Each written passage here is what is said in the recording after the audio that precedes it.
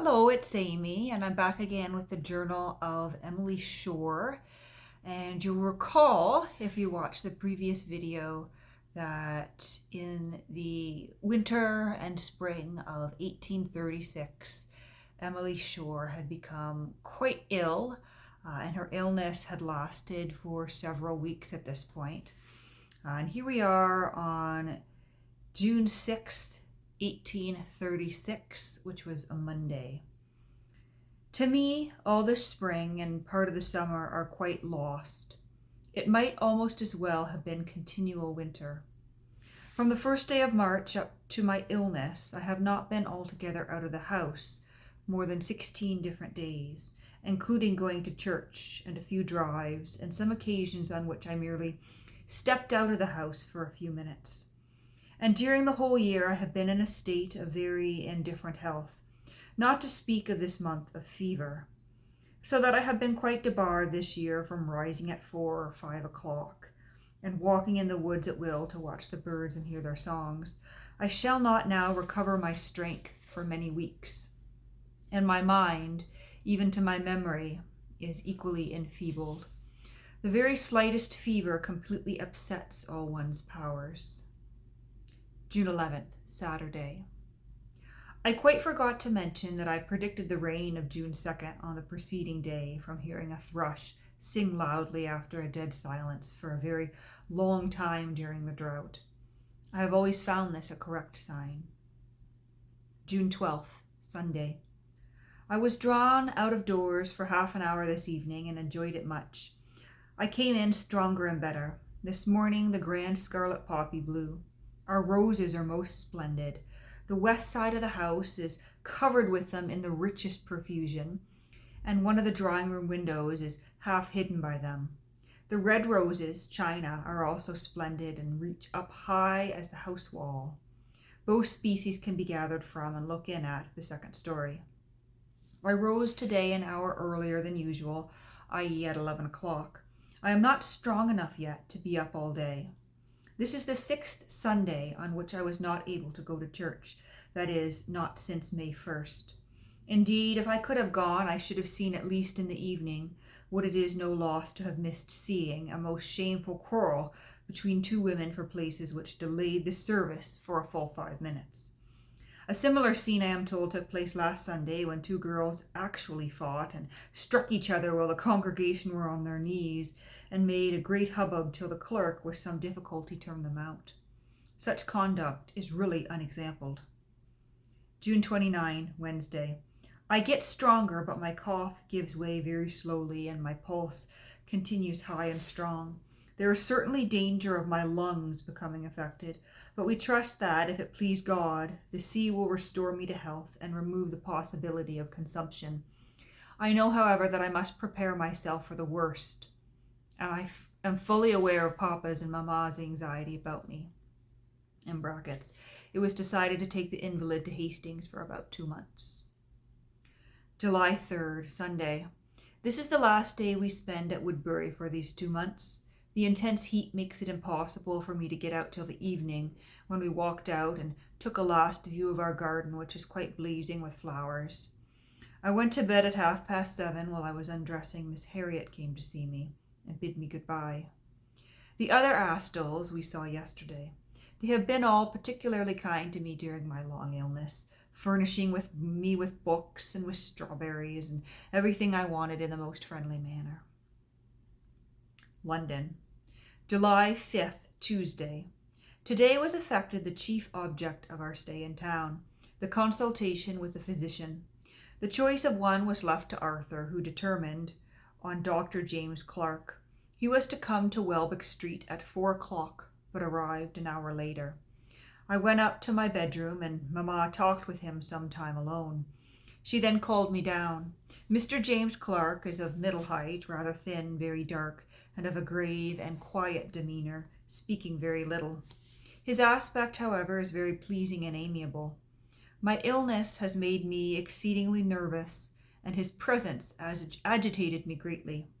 I trembled all over, my heart throbbed, my pulse quickened, and the perspiration broke out from every pore. Dr. Clark examined me most minutely, tapped me, and tried his stethoscope on my chest, neck, back, side, shoulder.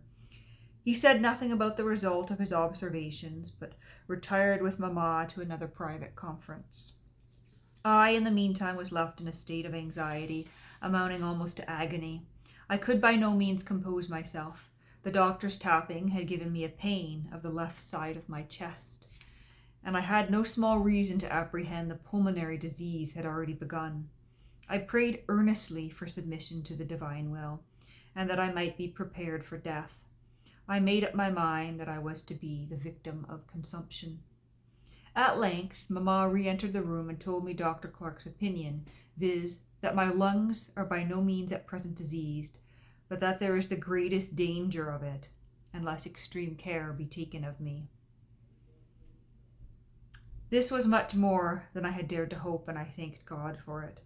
This was an intensely hot day, exceeding all the preceding ones. A gentleman who had paid great attention to the weather says it is the hottest day we have had these 20 years. It is quite equal to the usual Calcutta heat. Indeed, in all probability, we feel it more because we do not provide against it. It is very fortunate for me that I do not suffer from heat now nearly so much as other people, and can bear more clothing. My rheumatic tendency also makes me avoid every breath of air. July 6, Hastings. Instead of being either broiled or baked as we had been threatened, we found on entering Hastings that the temperature was delicious and the sea breezes very cool and invigorating. When we were established in the hotel, I lost all my fatigue, my cough was almost gone, and I felt both strong and well. July 9. I forgot to mention yesterday that we saw walking on the parade a singular-looking old gentleman, entirely in black, wearing over his coat a prodigious cape, which stuck out all around him, and on his head a very broad-brimmed, high-crowned straw hat. His clothes were all handsome, whence we supposed him rich. He was not tall, his gait and carriage were erect and firm. We found on inquiry that he was a rich old gentleman of 85, who has suffered much affliction, having lost his wife, and 3 of his children very lately, and it appears too that he is unkindly treated by some of his surviving relatives. His mind seems affected by grief and old age, and he is continually weeping over his troubles with a person who was formerly his servant. July 12th, Tuesday. The most notorious person in Hastings is a lady of great beauty who is continually walking along the parade in a very gay habiliments and excites considerable notice. We had heard a good deal of her, and this evening met her on the parade. She is of a middling height and very beautiful. Nobody knows who she is. She gives herself out as the Honorable Mrs. Carr. July 20th, Wednesday.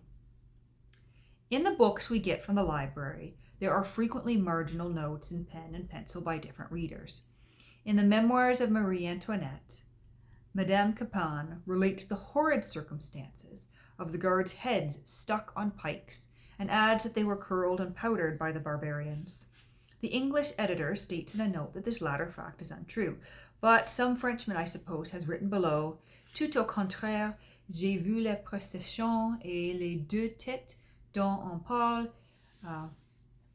et 30 frises et poudrées, which roughly seems to translate, very on the contrary. I saw this, 2 heads with powder. Captain Hall says, this interval, 6 weeks in America, though short, has been so busy that it appeared very long. The commentator scrawls this stuff. Generally speaking, any time spent busily appears to pass very rapidly, therefore. Our worthy writer must be naturally made of odd materials. I opine that the odd materials appear in the composition of this scribbler. Captain Hall is very right. When, in such a space of time, a great deal has been done and seen, especially in the way of travelling, it does really appear, on retrospection, exceedingly long. This I can testify from present experience, for when I look back on all that we have done and seen in the last fortnight, and particularly my rapid improvement of health, I can hardly realize that this day, 3 weeks, I was 114 miles distant at Woodbury, suffering from cough and extreme debility, hardly able to walk and almost forbidden to speak. It seems to me that if it was many months ago,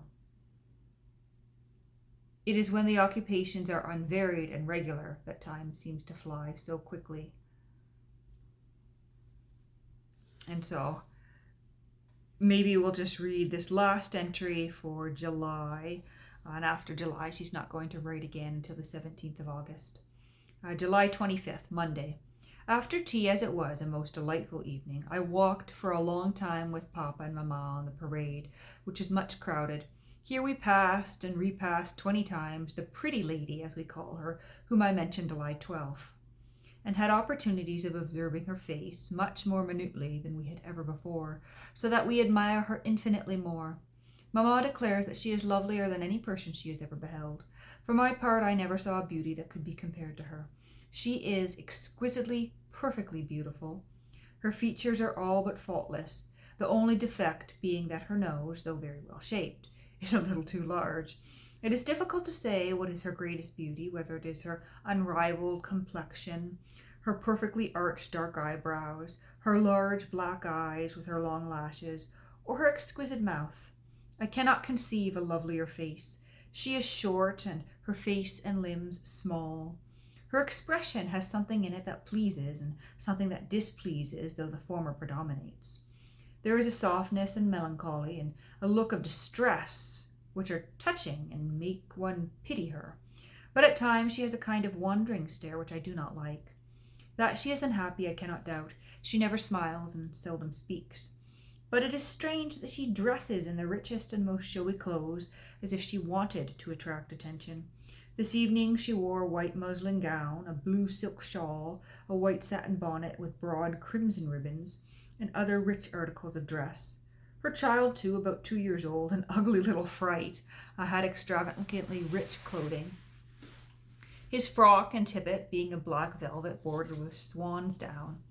I forgot to add a swan's down boa to my description of the lady's dress. She looks scarcely 20. Her youngest child is in arms. I shall never forget her, nor do I expect ever to behold her equal in beauty. And there's a note here. It says, she proved to be a dancer in the Corps de Ballet at the Lyceum. So she was a ballet dancer. Evidently, I guess, on holiday, perhaps, with everyone else. And yes, that is the last entry for July of 1836. I have to say it's a relief, even knowing the outcome, to be seeing Emily recover her health somewhat here. I knew going in that she was going to become ill at some point, and she will be passing away of her illness at some point. But I'm surprised at how emotional it is to get to these first diary entries where she's talking about her illness. And it's especially shocking to hear her say, I'd made up my mind that I was going to have consumption. And then for her to realize that no, she doesn't have it. But I do wonder later on what her state of mind is going to be when she actually gets that dreadful diagnosis. Because in some ways, she seems almost resigned to illness. In other ways, you can tell she definitely wants to get better and doesn't want to be ill, and is missing all the things that she loves to do, mainly being out of doors and observing the birds and nature. But as I said, we'll leave it there for now.